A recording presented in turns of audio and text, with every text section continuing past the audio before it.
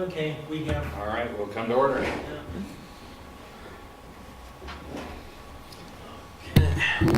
As you reviewed the minutes on the agenda, we have a motion to approve them as they are. So moved. Second? All in favor? Aye. Aye. We're good there. Okay, thank you. Okay, for the housekeeping section here, a couple of items. So for Wall Chamber, Steve Owens, he ended up leaving employment in a chamber, so due to that, he can't fill the role representing chamber. So with that, the chamber board, they relayed that the new CEO will fill that position, and his name's Kyle Tarbett. He was a program manager down at the Twin Falls Chamber of Commerce for that whole area, so he'll be here February 19th. So that'll be a replacement. So Kyle will be here for the March meeting. Great. Yep. Okay. Then the next two we've gone over in the past, just economic development flyers. Let me know if you have any edits to them or improvements. The event sponsorships, same thing, because we are fundraising for the various activities we have here.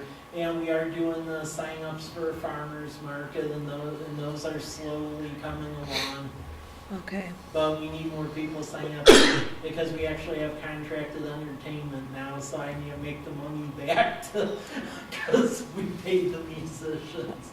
So we have the musicians now. Yeah, now I need the. Now you need the. That needs the money. Yeah, Okay. now I need the money to backfill that. Gotcha. So we need more vendors. We've had a couple sign up, but we need more. So Gotcha. please sign up and let people know to sign up. Okay.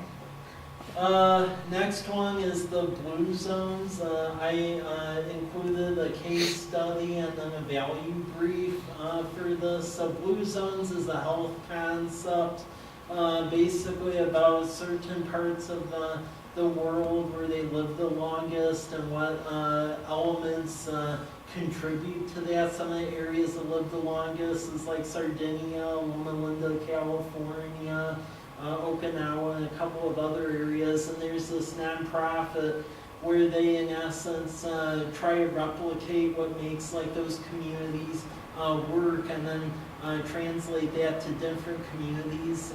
They've done that in Iowa, Dalles, Oregon, Plymouth Falls, and a couple of other areas. So there was a visit here a couple of weeks ago by the study team to essentially evaluate the Wall Valley if this would be a good fit for that blue zone study.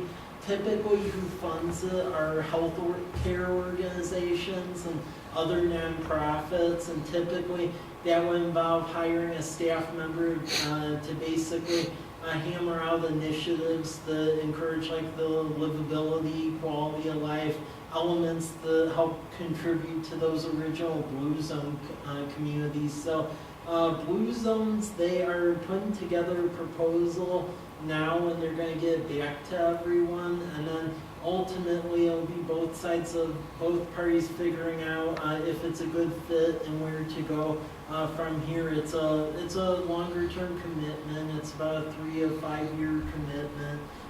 It wouldn't be a city paying for it. It would typically be nonprofits if they're interested, but it does come at a pretty steep price tag.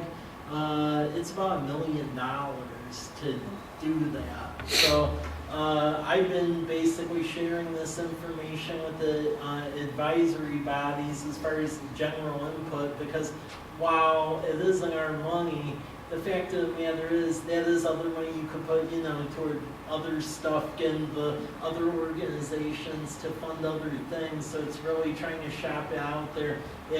Once you read all this information, if you feel it's a good fit or if it's not a good fit, or general thoughts. So look at this information and let me know what you're thinking on that. Okay.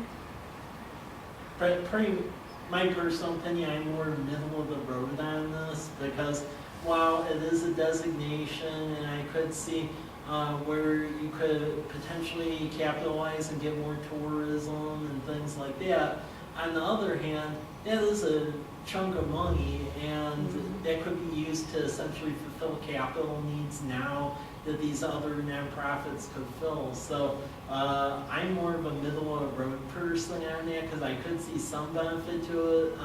I'd probably be a lot more for it if it didn't cost so much, but that's a lot of money. So, any questions or?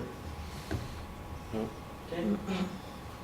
Then the next item is the strategic plan document. Take a look at this. This is a document that was put together 2 years ago, and then we evaluate it every year. It basically has our tagline, vision, goals, and then essentially how we try to measure whether we're fulfilling all requirements. So one of the things we did this year is, since we've started to have really good events, we switched out the little picture of the university with movies at the park, because that shows community building. And then this basically shows what the key values are, which is resource development, cooperation, connection, infrastructure investment, planning for prosperity, and then optimal operations. And then it says what the vision of the city is, like for a 10-year period going out to 2027. Values, which is open, honest, cooperation, respect, service, and diversity. And then from there, there's goals and objectives for the various sections. So if you have any questions on this, I'd be happy to answer it now, but otherwise, read it and let me know if anything needs to change, because this will be going through council basically for readoption. Okay? Okay. With that, I will go to the next one now, which is the action item, which is the Southwest trunk line. So I've talked about this quite a bit at previous meetings. So what this is that really our future growth area is 260 acres that are basically owned by Mike McKiernan and Craig Christensen, which is all of this property in here. Okay. Because I have zoomed in the area. Okay, so this is McKiernan Christensen's property. The high school's here. All college places here are treatment plants over on the west side. So really what needs to happen is that, because historically the city built a lift station as an interim measure, but really didn't take into account development, we're basically about taxed out on our capacity for wastewater for a big part of the college place, actually. So that little lift station is located at Lampredi and College, covers everything from Meadowbrook to Harvest Meadows, Nap Edition, Commercial Drive, Country Estates area, covers all of that. And if we don't do something, in essence, by the time Hop Thief gets built and then some stuff that may be going next to it, we're going to be in a situation where really there won't be additional capacity. So we need the trunk line, and what the trunk line will do is, in essence, a line would be built along College Avenue, and then it would go across Mike McKiernan, Craig Christensen's property. We have a line over here that we already own that goes north to south, that goes to the Valley Lindo development, so we would hook that in, and that goes right to our treatment plant over here. And a nice part with this project is the little lift station that's taxed out over here, and then we have another lift station that goes to Valley Lindo over here, which is about the same shape. We would get rid of 2 antiquated lift stations and then basically build a mega lift station over near where that trunk line is at. So the basic premise of this memorandum of understanding is it's splitting it to 2 parts. This part basically controls the engineering phase of it. So pretty much what it says is that the city's going to pay for the engineering of the line and some property acquisition outside of Mike and Craig's property to go place the lift station. But in return, all of the right-of-way, for the trunk line is gonna be donated by Mike and Craig to the city, and then on top of that, basically any development in the areas that Mike and Craig owns is gonna be subject to having to connect to the system. They'll have to pay the lift station assessment, connection charges, your standard utility charges, and really any future development in those areas I showed, like Commercial Drive, Meadowbrook.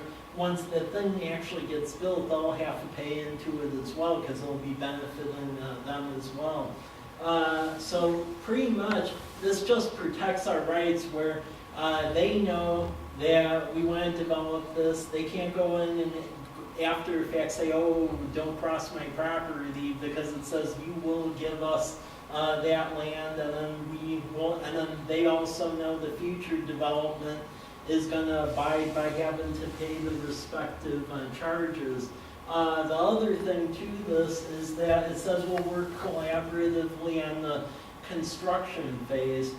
What that means is that one of two things can happen. Let's say Mr. McKiernan and Mr. Christensen find developers who want to develop all their property. That developer can actually build the trunk line and actually save quite a bit of money, because then they don't have to pay prevailing wage, which in return would save us a ton of money. So we could give them breaks on connection fees and other stuff, taking into account that they're saving us a lot of money. Or if they don't find that developer, we can build it and basically serve that area, but then they're going to have to make us whole again with those connection fees, the pro rata, lift station assessment, things like that.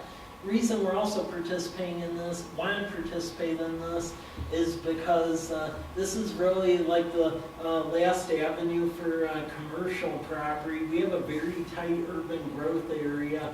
So as far as areas remaining for commercial, it's all along College Avenue over in here. So yeah, regardless, we really need to open that property up for development, since it is in our urban growth area. I met with Mike and Craig, and after a lot of back and forth, they finally agreed to all of this, so they did sign this. So really, I'm looking for a recommendation for this body. And then it's going to go through city council, and then we can get started on the engineering side of this. Engineering will probably take most of the year. Okay.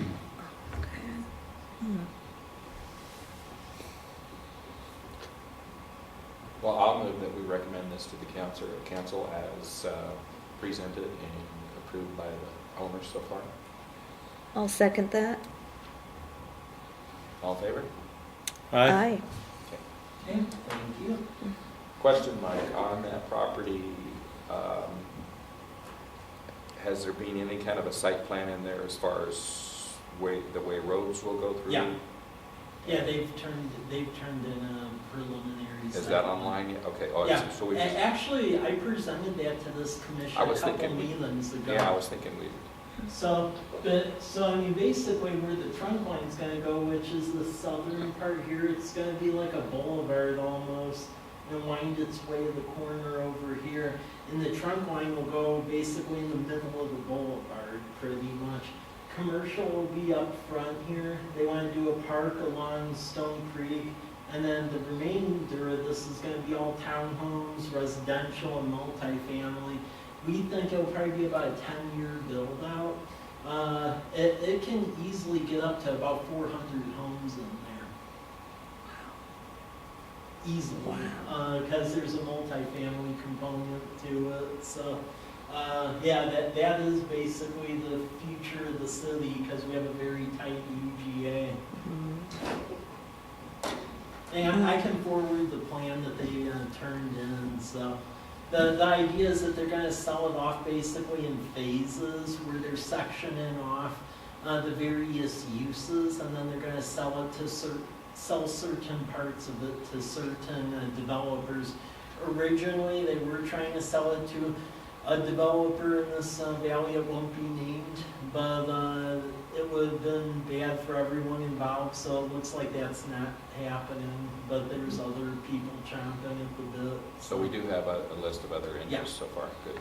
Yeah, and then And then there's actually a pretty good sized commercial piece that's moving too, because they got scared off with what's happening with Walla Walla with the Myra Road extension, because that's up in the air now since they didn't get the federal grant. So there's a general merchandiser that wants to locate in the valley by 2021, 2022, and this was like the backup piece for them, which is now starting to rise up to the main piece since the Walla Walla one got all muddied up.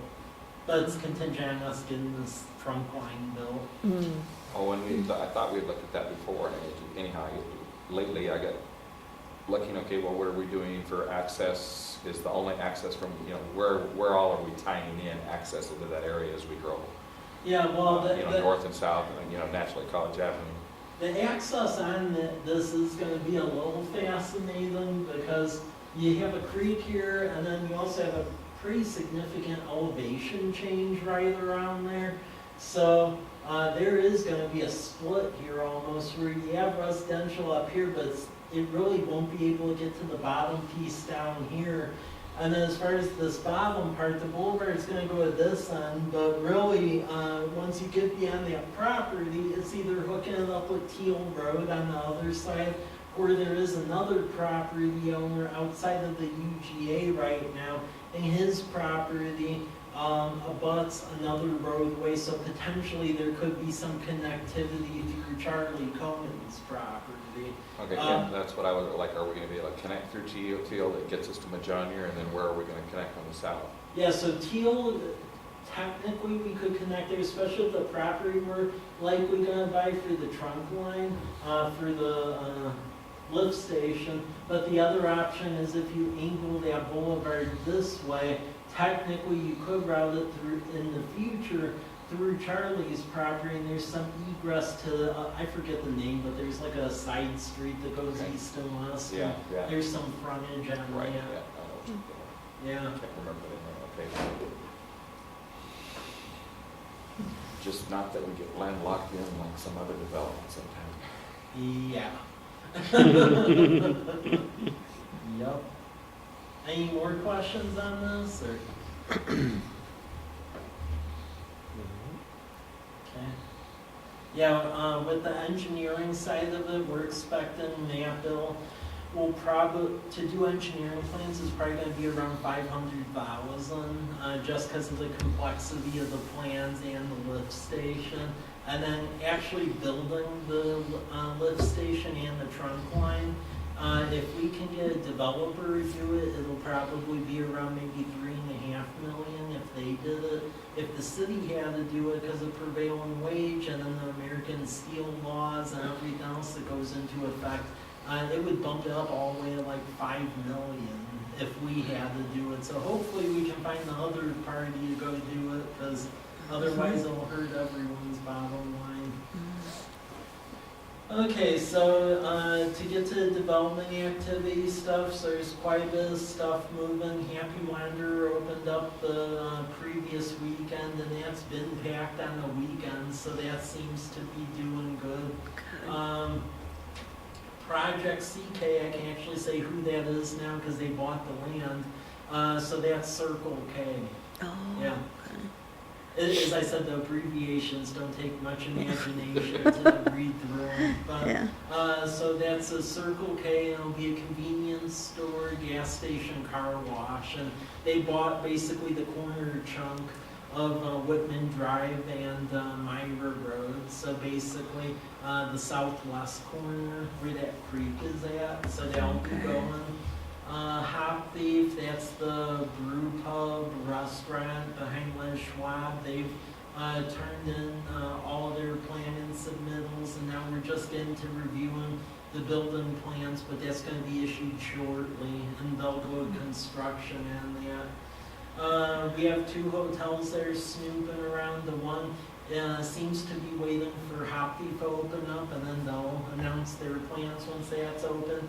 The other one is snooping around. It seemed to be waiting for the gas station and the Bob Price property, so I think that may move in short order as well.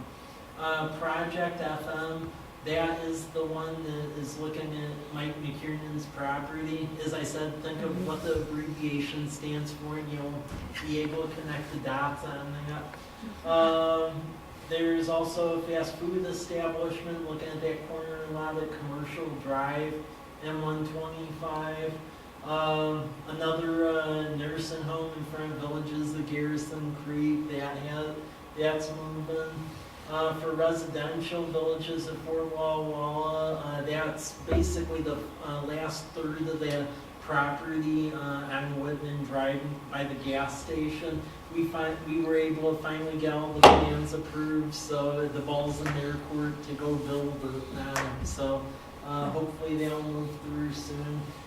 We also just issued plans for Stepper Edition, which is a bunch of multifamily apartments off of C Street and DCO area. So that's happening. Homestead, they're working on the second to the last phase of that subdivision, and that's going on now. Country Estates, unfortunately, they tore down the old poor farmhouse property, and they're going to try to fit in, it looks like 6 or 7 units. I don't think they're going to be able to fit all of that in there, because there's a creek running through some of that property, but we're evaluating it. And then the Sermon development, basically it's like a C-shaped house on Spitzenberg, and they want to basically knock that down and build multifamily. But what that is contingent on is a water test with Green Tank Irrigation District, because we need to actually test that they can meet the fire flow. So we'll see where that goes, because that's in that weird triangular area where we don't provide water to it. So for those of you that don't know, there's this area between Rose Street, C Street, Myra Road, and then Damson. And we don't actually provide water to that area. It's this weird irrigation district called Green Tank Irrigation District. And the thing is with them, the only way they could fold into our operations is if they instigated the vote, that mainly because they are in a water district, they're an irrigation district, so the water law doesn't apply to them. It's like this weird no man's land and growth management law. So yeah, there's like this little tiny area that they serve. But yeah, we have to do a bunch of fire tests and stuff because it dictates we do that. So. Any pressure on them if they can't meet the standards? That could get interesting. Really, the developer, Mr. Sermon, he would need to put pressure on them because while we have an intertie in the ground with them, they don't want the intertie turned on because they've refused to basically work out an agreement with us. Because there's another irrigation district that serves like all of College Place to the northwest of College Avenue and Whitman. So basically right across the street from you, Kelly, that's another irrigation district too. So while you're in City of College Place's water system, the stuff across the street from you is in irrigation district 14. Oh. It's weird. Water law is weird here. But irrigation district 14, we've worked great together with an intertie agreement with them. Is that one of the Blaylock districts? No. That's different. No, irrigation district 14 is strange because legally it exists, but yet from a staffing perspective, an operation perspective, we operate it. It's this one. How do you do the billing on that one then? It's basically on 14, it's through the assessor. Okay, yeah. Where it's like property taxes, where instead they just pay it that way. But yeah, Green Tank, we're trying to work with them because really it would help them to have the intertie agreement with us because of all of the water agencies around, that's the last one that has not wanted the intertie agreement because everyone else has one now with us. So yeah, it's strange. But keep in mind, back in the day, that wasn't College Place either up there. Because that's why I feel like the map of College Place, the whole northeast portion looks like a piece of Swiss cheese almost. Because there's all these like little dots where you have one piece of land that's unincorporated, then it's in the city, then the next piece of property is out of the city, then it's in the city. And pretty much what happens is everyone's septic tank fails. They don't have the land to go build a new septic tank, so then they have to incorporate in the city. Well, there was actually a name for that community, I'm forgetting what it was, because it was showing up as late as a year ago on the weather apps. Huh. It didn't show as College Place or Walla Walla. Garrett, No, it was, Garrett. that's it. Yeah. And that, so north of the rail line Yeah, was where Blaylock Orchards was. right. Blaylock Orchards was a couple hundred acres So, to, okay. to the west. So how spread out And- what did Garrett? Garrett was just, it was like a rail stop, like a trolley stop is what okay. Garrett was. And, you know, those were all truck farms back in the day. You know, you had Italian family or whatever, and they had 50 acres, and this son had this piece, and that son had that piece, and that's how that all got carved up. Interesting. Yeah, so even out past, like out towards past the worm ranch, or you know, out past that way. So that was. Yeah, because Garrett would show up. I go, what is So there's- Garrett? so It took me there's- forever to find somebody. So there's that- actually water that gets delivered through an old concrete pipe system. I don't know where it actually comes through, but I used to help the ladies that owned the house on the corner of College Ave and Wallula on the west side corner. And they used to have a big garden and stuff, and they had water rights. And it would get delivered, they had open ditch in theirs, and then it would go back into the pipe. And it's still there, it Yeah. still Wow, operates. yeah. Huh. So they get water like every other day. Well, in Green Tank, from an economic development perspective, that part of the city is just really challenging Mhm. to put anything in, because they don't really have water storage at all, so they only have a little tank that holds like 10,000 gallons, which is like nothing. Well, and the other thing is, if Yeah. you ever go into taking it over, you'll really have to take it over, Yeah, because nobody's got a decent map of where everything really is, right? And so, I mean, they hit stuff all the time. People, you know, new people moving in, building whatever, they hit stuff all the time because they didn't know it was there. well, and that's why I worry about the city, because I think it's gonna get to a point at some point where State Department of Health or someone's gonna be like, hey, Yeah. city, take it over. And my concern at that point in time is, there's all sorts of lines that just get hit randomly because they don't know where it's at. We even had a line that was under Rose Street when Rose Street was repaved, and the whole thing was rotted out. And again, this is all third hand because I wasn't here at the time. But we told them, hey, please replace this line because it's like corroded and old. And they were like, yeah, we don't have the money for it, so go repave the road. So Rose Street was rebuilt, but the concern is that line fails, all that new pavement's gonna go bye-bye.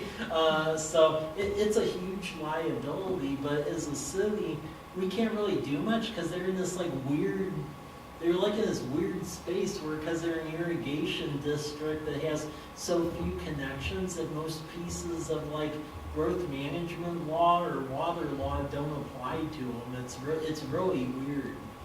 Hmm. I was shocked when I came here and I heard of that because I've never been to a place that was like that. It's weird. It really is weird.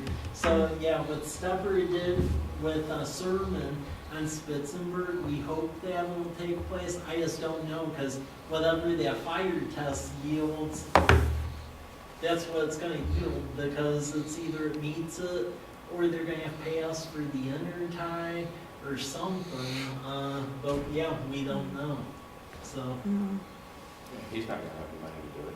Well, and then like some of those businesses on Rose Street, like where College Place Heathen is at, some of those businesses just confuse me because actually how some of those businesses were able to develop is like for their drinking water, they're hooked up to green tank, but then for their fire suppression system, they were hooked up to the city. So they have they basically have two sets of water bills almost, because green tank provides them potable water, but they don't have enough water supply to give them the fire suppression, so then they have to basically pay us for that. So they have two levels of water connections on Rose Street. All of those businesses were Graphic Apparel as they have, and yeah, it's weird, it's wacky. Huh. And that's like what Social Security's if they're Yeah. in there too. They're on the Yeah. same thing. Yep. Yeah, so there's actually like duplicate sets of water connections on Rose Street. Weird. Yeah. Wow. Yeah. Because some of that stuff is newer. It's not like they're Yeah. 30 Yeah. years old. Exactly. Yeah. Yeah, so I mean, there's a city water line in Rose Street, but the agreement at the time was that because technically that was Green Tank's sphere of influence, that they were going to be potable water providers, but they openly admitted that they couldn't do the fire suppression. So there's a whole nother set of water connections on the fire suppression. Huh. Yeah. Yeah, weird stuff you learn. So yeah, we'll see what happens there. Going to other reports, I included this. So College Avenue, now that we reach substantial completion, we are going to basically do a study on if the College Avenue is like working or not, as far as like the serpentine traffic patterns and so forth. So I'm just bringing this up if you have any concerns that you want the consultants to look at, because this has been brought up several times since I got here, but council didn't want to start doing this until after substantial completion was met, because we know that some of the parking that was taken away on the southern part of College Avenue being an issue, but then yet if we brought back parking, we'd have to remove the left turn lanes. So it's basically about what works best for everyone. And then also if the site triangles need to be amended, because we have very strict site triangle rule that was basically a 5-foot rule. But because we have wider sidewalks now, in certain cases, it's a little bit of overkill, since instead of the 5-foot sidewalk, now we have a 10-foot sidewalk. So it's really taking a look at basically all of that, and if anything should be changed or not. So I'm just opening it up to this body. Is there anything that you would like them to look at with College Avenue? Well, yeah. I mean, to me, in many ways, it's certainly improved. We've got things that look better. There's certain traffic that I think does work better. I think in other ways, I think we have somewhat complicated it with wandering around. And I guess that's partly due to because of the decision to go with the big sidewalks. Yeah. And so I understand they're nice, but on the other hand, hindsight would tell me it might have been better to leave them narrow and make the street better, and maybe even a bike lane. Yeah. And I don't, now how do you fix that? I mean, that's a major cost. You don't? You let somebody else do it 25 years from now? I'm dead serious. Yeah, no, I mean, Yeah. There's Yeah. things we would change with the College Place School project, but it's not a big enough deal to make the change now. Yeah, no, I mean, overall, And- I'm pleased with what we've Yeah. done. And that's my question. It's Yeah. not realistic to change it. I Yeah. understand that. Yeah. How do you change it? And I think because we don't encourage truck traffic, Yes. I think that would substantially That helps. change the conversation. Probably would have changed the conversation way before, right? With the sidewalks and it, Right. but you, other than local delivery, you really don't, or somebody's lost, Yeah. right? You really Yeah. don't fight that battle. So, and to some extent, if you can get commercial property developed on College Avenue, you want people to slow down a little bit. No, that's true. Yeah. So, But then it would have been nice to have a little bit more parking. yeah, Where oh, yeah, we took that away with the sidewalks. So. yeah. Yeah, So it's, yeah, I mean, it's a catch.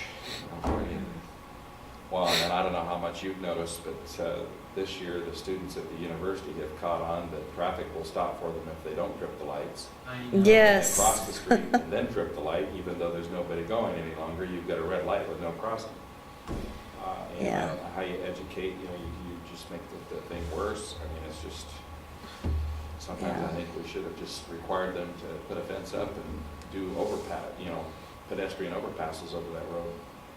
Well, I wish we would have made them maybe put a tunnel or some underneath, because actually a university does have a tunnel already under it, so technically they could have just put an Just tie it adjoining into it. one in, because there is a utility, it goes up like that in the heart of their campus. That isn't like a hill formation, it's actually like an electric utility corridor underneath the road. Oh, Yeah, Yeah, Hmm. oh boy, anyhow. yeah. hmm. So yeah, this is gonna be looking at the traffic lanes, the parking, just so we actually have an engineer answer to it, because there have been some property owners, more so on this end of College Avenue, who have expressed concerns and comments about it. I haven't really heard anything on the north side, it's No, I been all haven't on the south Yeah. side here. Hmm. Well, you've got it a little bit more, I'm trying to think, I don't think you were shorted any parking on the north side. No, we're good, Yeah. but yeah, Yeah, it was, it's on the south side. it's on we this got cut. side, yeah. Yeah. Okay, and then the last thing, and this is just so everyone's aware of it, because we're in the state legislative period now, there's a couple of bills moving that we are monitoring. The biggest one is the Senate Bill 5564, it's the Building Business Ecosystem Act, because pretty much if we can get this passed, what it'll do is it creates a mechanism where you put into the State Department of Revenue, you do a study, basically seeing what you can project in future sales tax revenue if a certain area develops commercial with office and industrial, and then as it develops and additional taxes are collected, the state actually would rebate a portion that they collect to the local city. So this would be a way of potentially get more money back on the McKiernan and Christensen development if like we end up having to do all of the infrastructure construction out there, because in essence, as the development would take place and more taxes would be accrued, we would basically get a percentage of what the state would collect. It would come back to us. They wouldn't keep all of it. So we're trying to get that passed. Last year it hit a brick wall because there's some folks over there who don't believe in economic development incentives, even though every other state in the country has it. But they, for some reason, they think they're too good for that. Another one that's moving forward is House Bill 1324, and that's having to do with the opportunity zone. So College Place is an opportunity zone, everything north of Lamperty. And in essence, that would give a state investment fund with developers to essentially start monetizing additional development and opportunity zone areas.